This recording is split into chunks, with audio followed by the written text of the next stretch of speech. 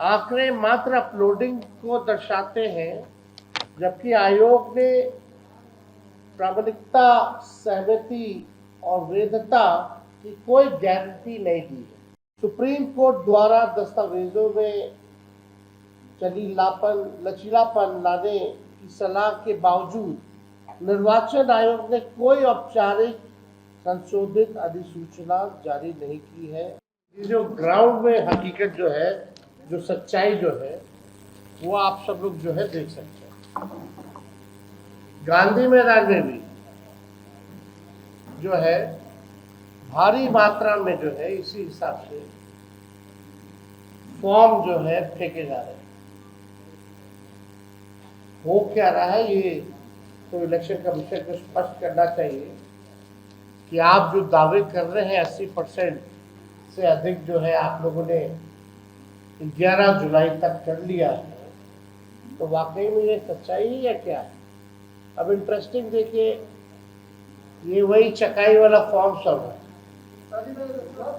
सब लोगों का।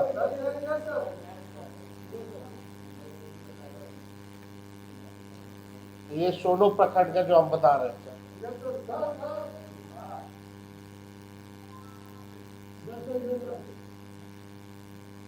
अब इसमें वो सामने भी है।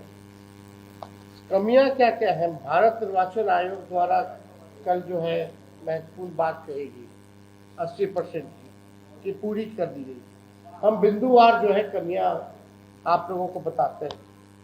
पहला, आयोग ने दावा किया है कि 80.11% मतदाताओं की गणना प्रपत्र भर दिए हैं, लेकिन ये नहीं बताया गया कि इनमें से कितने प्रपत्र सत्यापित, स्वैच्छिक और वैध तरीके से भरे गए। अभी तक इसकी कोई क्लैरिटी जो है नहीं दी गई। फील्ड से लगातार ये सूचना हम लोगों को मिल रही है कि बिना मतदाता की जानकारी और सहमति से बीएलओ द्वारा फर्जी अंगूठा या हस्ताक्षर लगाकर प्रपत्र जो है उसको डाउनलोड जो है, अपलोड जो है वो किया जा रहा है। आंकड़े मात्र अपलोडिंग को दर्शाते हैं, जबकि आयोग ने प्रामाणिकता, सहमति और वैधता की कोई गारंटी नहीं दी है। आयोग का 80% मतदाताओं द्वारा गणना प्रपत्र भरने का दावा जमीनी हकीकत से पूरी तरीके से विपरीत है। प्रेस रिलीज में कहा गया है कि दस्तावेज बाद में भी दिए जा सकते हैं, लेकिन इस बारे में कोई स्पष्ट आदेश या एसओपी अब तक जारी नहीं किया गया है। ये बड़ा सवाल है कि अभी तक आपने जो है आदेश ही नहीं निकाला है और आप प्रेस रिलीज में कुछ कह रहे हैं, विज्ञापन में कुछ कह रहे हैं। सुप्रीम कोर्ट द्वारा दस्तावेजों में लचीलापन लाने की सलाह के बावजूद निर्वाचन आयोग ने कोई औपचारिक संशोधित अधिसूचना जारी नहीं की है, जिससे फील्ड में बीएलओ और मतदाता दोनों भरे। अभी जो कोर्ट ने जो सलाह दी इलेक्शन कमीशन कि आप जो है आधार कार्ड हो, राशन कार्ड हो, इसका आप इस्तेमाल कर सकते हैं, लेकिन अभी भी आयोग द्वारा जो है इस पे कोई सूचना या कोई स्पष्टीकरण कि वो क्या सुप्रीम कोर्ट की सलाह को मानेंगे या नहीं मानेंगे, ये अब तक क्लियर नहीं किया है।